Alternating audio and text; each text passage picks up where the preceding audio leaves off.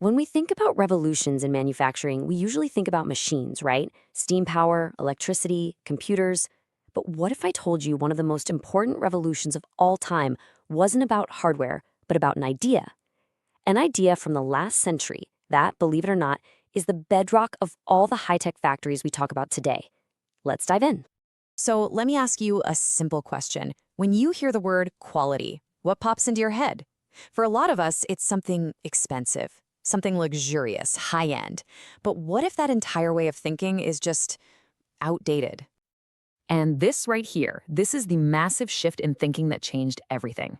The old view on the left ties quality directly to a high price tag, but the modern view on the right, it says they have almost nothing to do with each other. Think about it. A 10-cent disposable lighter that works every single time, that is high quality. A beautiful, solid gold $500 lighter that's fussy and fails half the time, that is low quality. It's not about being fancy, it's about being fit for its purpose.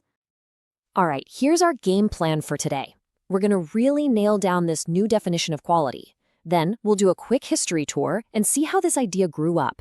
We'll look at the shocking cost of getting things wrong, check out the simple tools they invented to fix it, see how it sparked a total revolution in management, and then, this is the cool part, we'll connect it all to the next generation of manufacturing. Okay, let's jump right into part 1, redefining quality. And it all comes down to a really simple but powerful phrase. The customer is king. This one idea is the foundation for everything else we're going to talk about.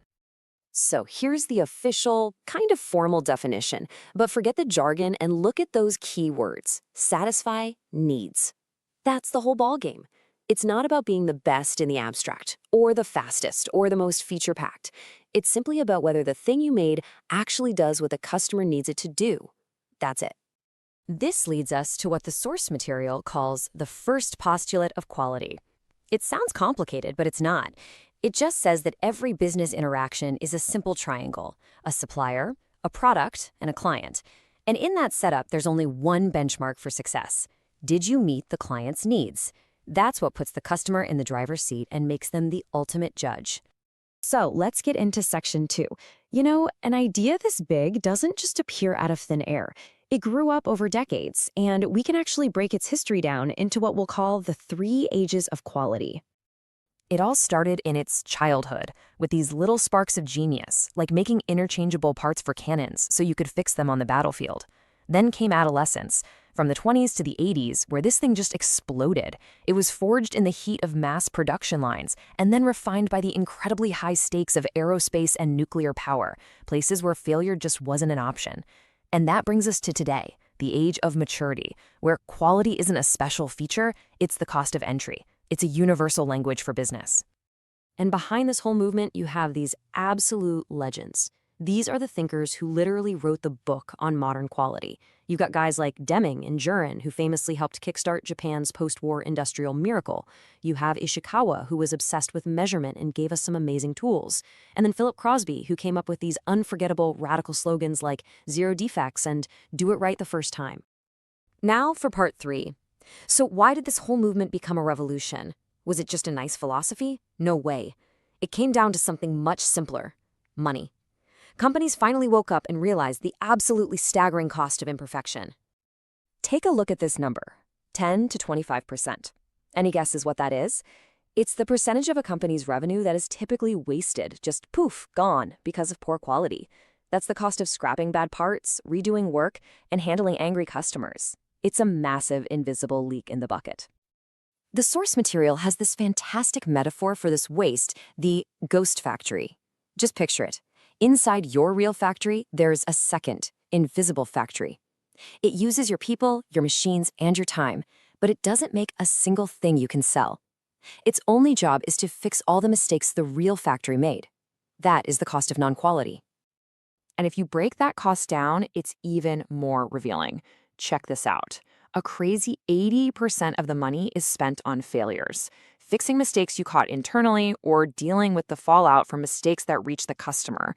Meanwhile, the stuff that would actually prevent the problems in the first place, like training and planning and testing, that gets just a tiny fraction of the resources. The entire goal of the quality movement was to flip this chart upside down. So, how in the world do you fight a ghost factory? That brings us to section 4. You do it with a new toolbox, filled with some of the most simple yet powerful management tools ever invented. It all starts with this one core principle from Kaoru Ishikawa. The important thing is to measure, measure, always measure. You can't fix what you can't see, and you can't see what you don't measure. This whole game isn't about opinions or gut feelings. It is all about the data. And one of the most brilliant tools is maybe the simplest. It's called the 5 whys. It's basically weaponizing the most annoying habit of a toddler. Instead of just fixing a problem on the surface, you just keep asking why. Why did the machine stop? The fuse blew. Okay, but why did the fuse blow? The motor was overloaded. And why was the motor overloaded? By the time you get to the 5th why, you're usually looking at the real root cause of the problem. For more complicated problems, Ishikawa gave us his famous diagram. We call it a fishbone diagram for obvious reasons. It's an amazing tool for brainstorming. You put the problem, the effect, at the head of the fish, and then you map out all the possible causes along the bones, grouping them into these standard categories, the 5 M's: manpower, method, machine, material, and milieu, which is just the environment. It's a way to make sure you've thought of everything. Okay, so you've brainstormed 50 possible causes. Where do you start? Well, that's where the Pareto principle comes in. You probably know it as the 80-20 rule. What it says is that for almost any situation, a huge chunk of your problems, like 80%, come from a very small number of causes, the vital few. This chart shows it perfectly. Your job isn't to fix everything at once. It's to find and attack that vital few, because that's where you'll get the biggest impact. All right, let's head into section 5. Because when you put these tools and this new customer-first mindset together, something incredible happens.